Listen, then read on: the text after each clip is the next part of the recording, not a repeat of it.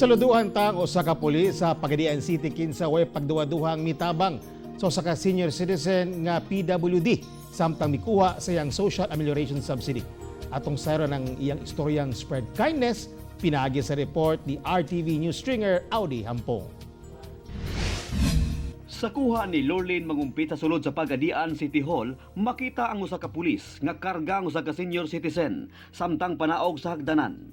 Sumala ni Lorlene kinsa nagtrabaho isip gwardiya sa City Hall, natando gayud siya sa gibuhat sa pulis nga nailhang si Patrolman Jomar Yusuf Sullivan kinsa sakop sa Pagadian City Police Station. Ang 70 anyos nga si Livian Araw naglisod na paglakaw. Gikan siya nagkuha sa iyang social amelioration subsidy niadtong tungura. Gikan sa taas, naman sila release sa 5K.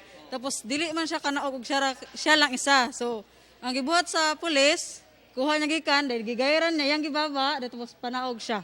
Nakadestino ni adtong tungura si Patrolman Sullivan, isip counter-strike personnel para bantayan ang SAP distribution sa sulod sa Executive Function Hall. Nasayod ban kuno siya nga kinahanglang magpatuman og social distancing.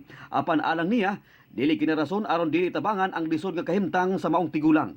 Ginawa ko na yung tungkulin ko, sir, na makatulong, sir. Gusto kong tumulong sa kanya dahil po sa PWD siya. Kasi sa lahat po ng nakatanggap doon, sir, siya lang po yung isa na PWD. Busa miani gayon og pagdayeg ang gibuhat sa maong pulis.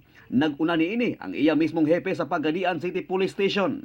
Alam naman natin na may social distancing protocol.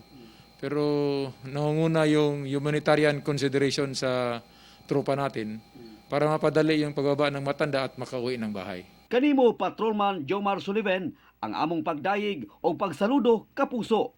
Ako si Audi Hampong para sa One Mindanao.